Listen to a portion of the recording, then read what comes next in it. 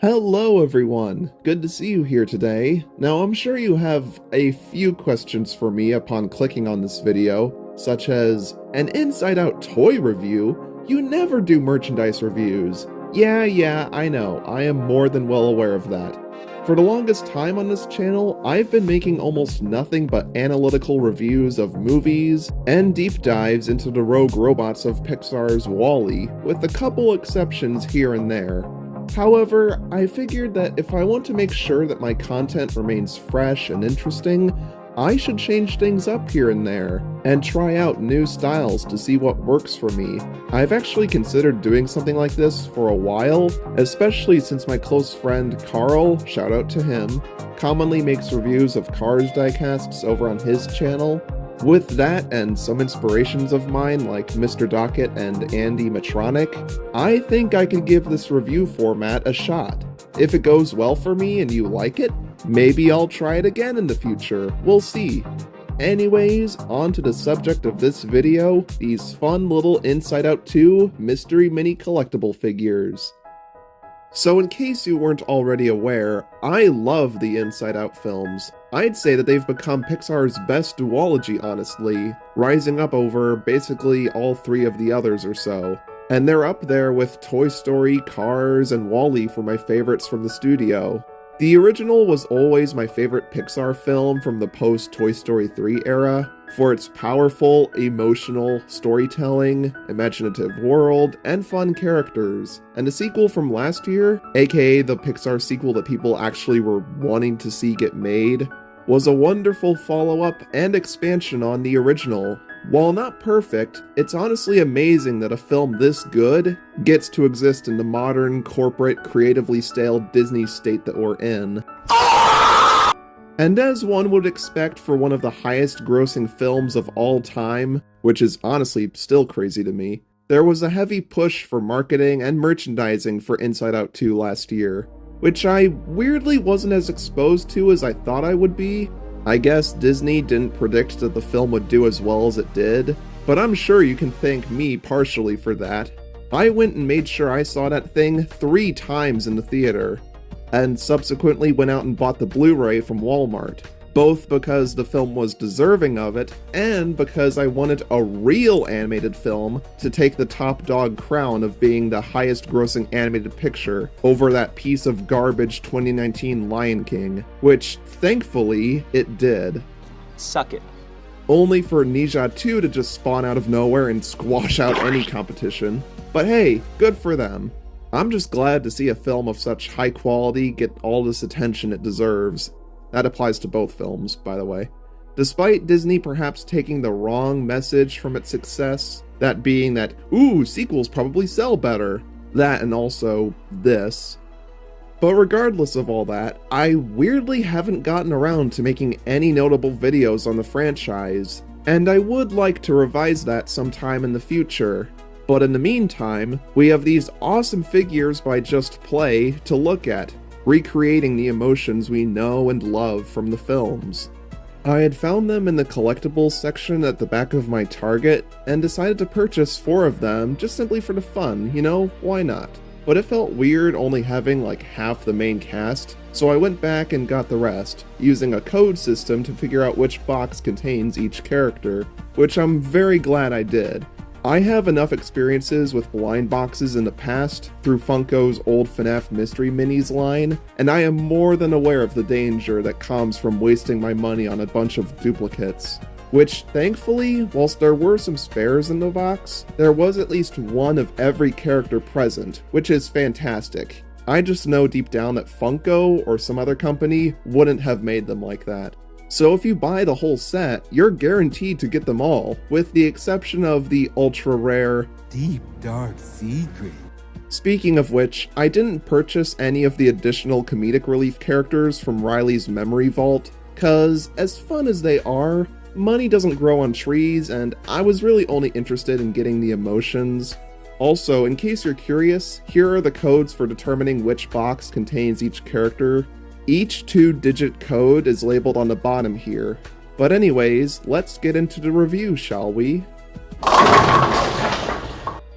We'll start things off with our main character, our bundle of sunshine, Joy. Now, can I just express how much I adore this figure? I absolutely love this. Not only is she accurately detailed and proportioned, but her cutesy, happy expression is like infectious to me. She's able to bring light into the darker corners of my home with that smile. I love it so much. There's not much else to say beyond that, but wow, what a nice way to start off, huh? I will proudly display this girl. Following her is our second main character from the first film, Sadness, voiced by Phyllis from The Office. What the hell? It's okay, guys. She's no longer horny. The main thing you'll notice with her is that she's lying on the ground, in the same vein as how we see her in the first film, or on the poster. That's cool, if a bit restrictive with what you could do with her in terms of playability or posability, but it is in character of her, so I am willing to accept it. But beyond that, she's a lovely rendition of the blue teardrop. Anger is definitely one of my favorites, not referring to the toy, but the actual guy himself. His presence in the first film as this ticking rage bomb with flames burning out the top of his head like a torchwood from PVZ definitely made him memorable, as if all the gifs of him weren't already an indicator of that. In part 2, he becomes more layered and nuanced, showing that there's more to these characters beyond their obvious archetypes, but he's also just funny as heck. Please kill me. And this figure, I think, does him justice, despite it kinda looking like a box of McDonald's French fries. Yeah, that piece of fire on top definitely should have been smoothed out a bit more, but oh well. Also, keep in mind that he is leaning pretty far forward to give him more attitude, so be sure to stand him on an even and steady surface. On the opposite side of the spectrum, we have Fear, who, while he was better off being voiced by Bill Hader rather than Tony Hale, is a charming Looney Tunes-esque comedic foil to the others, and his figure captures that pretty well, with his nervous posture and wide eyes, frantic expression, and perfectly accurate clothing, complete with that strand of hair on top that adds to his shocked reactions. He is exactly as you would expect and hope for. Wrapping up the classic characters, we have Disgust, who overall looks pretty dang good. However, I don't know if it's just me, but something about her seems ever so slightly off. She should be film accurate, and yet I feel like something here isn't quite right. Perhaps her hair is too thick, or maybe her pupils are too large, or maybe the lipstick is a little bit too contrasty. She still looks good, don't get me wrong, as she would definitely want to look good, that's for sure. But I'd be lying if I said this wasn't my least favorite figure of the group. She just doesn't stand out as much as I would like her to. And now, we can finally move on to the new characters from movie number 2, starting with Anxiety. Anxiety was the first one of the new emotions we got to see for Inside Out 2, and she definitely ended up being the most important of all, eventually revealing her own plan to help Riley during puberty that ends up shoving the old emotions out of headquarters. Despite being the film's antagonist, she ended up being very sympathetic and incredibly layered, and is definitely one of the best written characters in the film. And her design is pretty good too. I will admit that it took some time getting used to.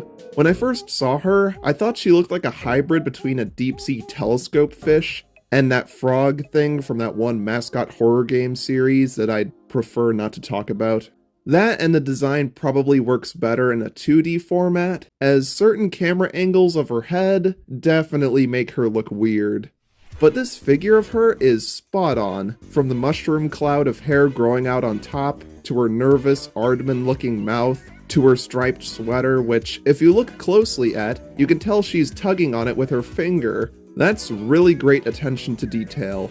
She looks as if she were pulled straight from the screen and brought into our world through plastic form. One of the best here for sure. Next up is our big ol' lovable ball of pink, Embarrassment. This shy, quiet, hoodie-wearing gentle giant, with an arc of finally standing up and taking action, is a fan favorite for obvious reasons. Just look at those adorable eyes. And the toy is no different, being in a hunched position on the ground, with thick, heavy clothing to hide his great big body. There's also no need for a stand for him, as is the case with Sadness, as they're sitting right on the floor.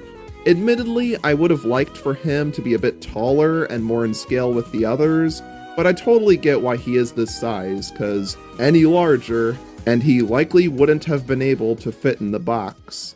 Our penultimate figure today is going to be Envy. Now I'll admit, while I do find Envy absolutely preciously adorable, look at her being carried by embarrassment. Aw, she's so tiny.